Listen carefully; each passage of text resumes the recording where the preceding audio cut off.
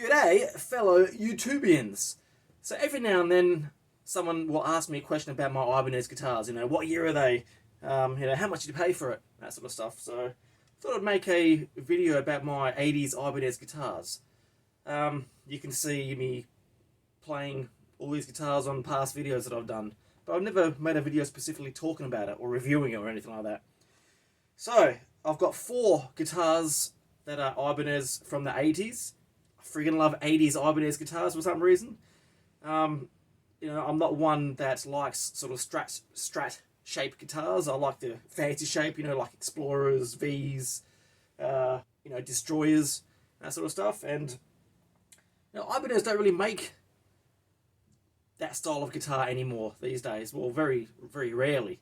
But during like 70s, 80s, they made all these cool shapes. And you can still pick up these guitars off eBay or whatever, Reverb. And you can get them for quite a decent price, like under $1,000 Australian. I love these guitars because they're very well made in Japan, high quality guitars, and like I said, you can pick them up for fairly cheap. So whenever I feel like buying a new guitar, I don't want to break the bank, under $1,000 at least usually, except for my LTD, which I paid $2,000 for recently, but never mind that. So for the price of a brand new cheap guitar these days, you can just hop online and get a 80s very well made, much better made guitar for the same price. So this one in particular is a Ibanez, it's part of the X series. You can see that, 1985. It's a DT for Destroyer 350. They started making these ones in 1984. This is 1985. Slight differences between the two. If you go online on the Ibanez fandom page, it's got a fair bit of details about it there. DT350 features an X-shaped Explorer-style basswood body. It says there it's got a birch top, but this one is not. The 84 version has a birch top. This one is all basswood. It also says set in neck, but this is a bolt-on. I'd be very surprised if the 1984 version of this had a set-in neck. I don't think so. I think that's a mistake on there. So we've got a master volume and a master tone control, 3-way toggle switch. This guitar doesn't have the original bridge humbucker in there.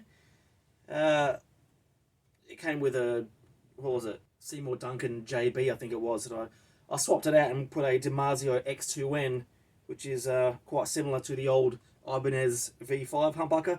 The V5 is a really hot pickup, really loud pickup, humbucker I should say. The X2N is DiMarzio's hottest pickup as far as I'm aware of, and it's got the rails on there as well. I would say that the Ibanez V5 pickup is even a little bit hotter than the X2N's. Got a broken string here from the other day, I haven't replaced it yet, never mind that. Features a Ibanez made Pro Rocker tremolo. These are quite disputed as to whether they are good tremolos or not. Eventually Ibanez came out with the Edge tremolo, which is better. But these old Pro Rockers, they're fine. They stay in tune fine, but I haven't had much luck with setting it up as a floating tremolo. When I got it floating, it's it goes out of tune a fair bit, but you can say the same with even Floyd Rose's. If it's not set up perfectly, it will go out of tune. And I never had a proper Floyd Rose guitar until fairly recently, so after I learned how to set that up properly, I went back to this and tried to set it up floating, see if it stays in tune or not. The bloody whammy bar broke off inside the tremolo. Another negative thing about the Pro Rocker tremolo is that it's made of really soft metal parts inside, and it breaks so easy, especially these days. I haven't taken these apart for a while, so I can't remember exactly what the internals look like, but you got the saddle here.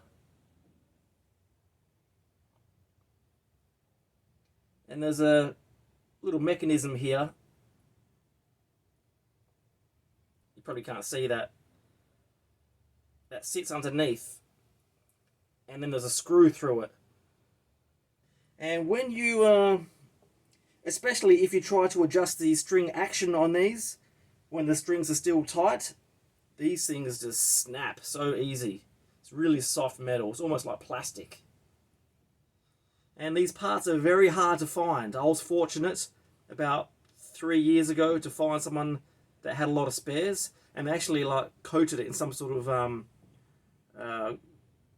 metal material that made it a lot stronger.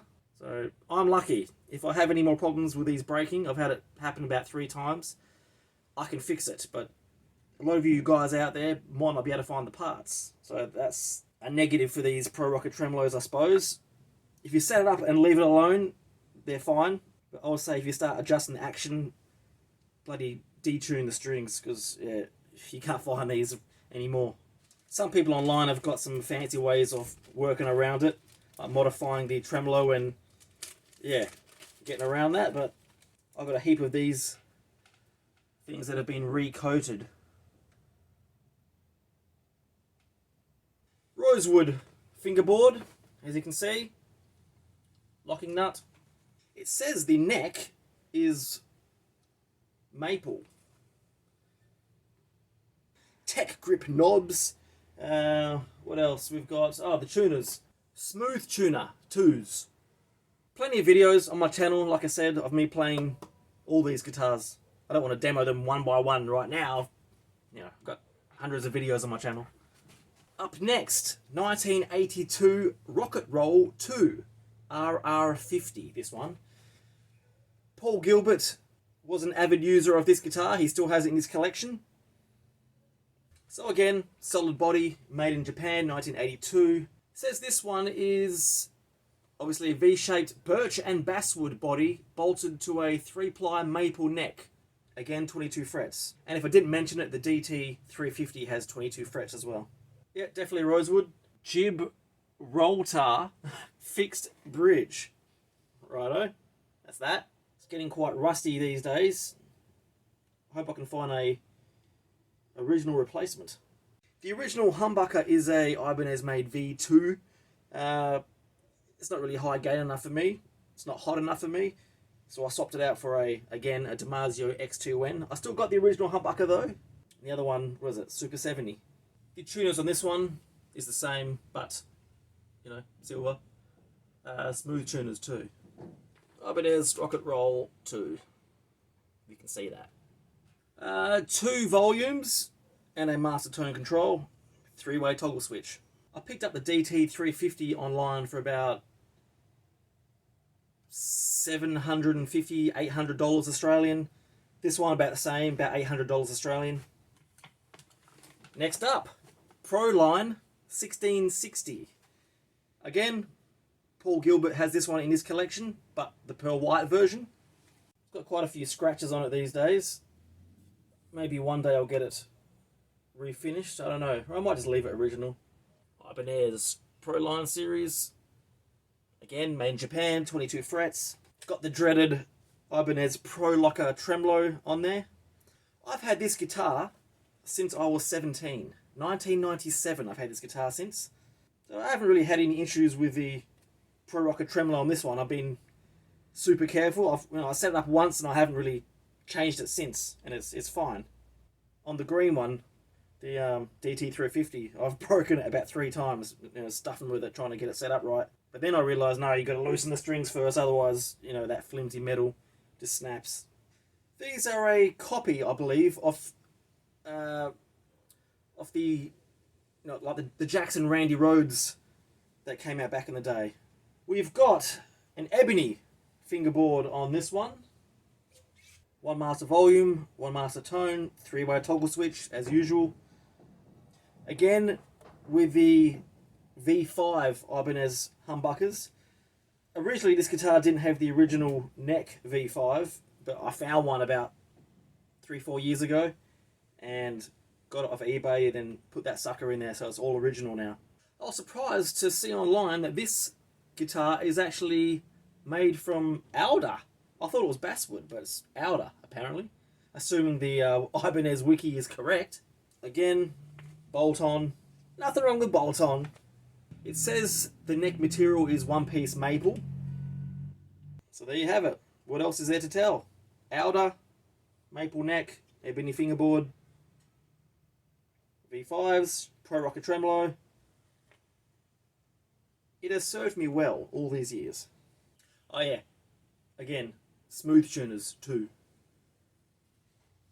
Top lock, locking nut.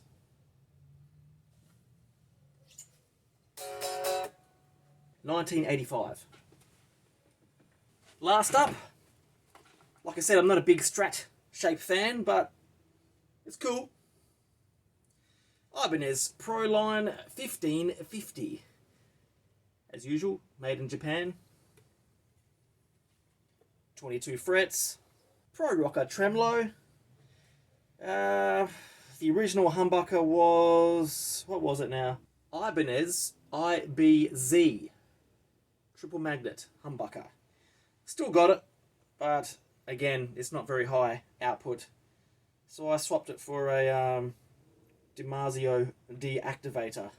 The two single coil pickups, what is it? Ibanez Super 7 FT. One master volume, one master tone, and 3 mini toggle switches. Again, the body of this is alder and maple neck. Bolt-on. One piece maple. And maple fingerboard. I don't know if this was pearl white originally, and it's just gotten a off cream colour over the years, or what? Let's have a look. My suspicions have been confirmed. Yeah, this used to be pearl white. Bloody hell. 1985. Thought it might be Grover tuners, but no, it's Smooth Tuners Mini 2s. So there you go. So anyone in the future that asks me about my Ibanez guitars, I'll just point them to this video. Well, that's about it for this one. If you enjoyed the video, do me a favour and please thumbs up. Any questions or comments, please drop them down below. I'd love to hear from you guys. Right. Kudos.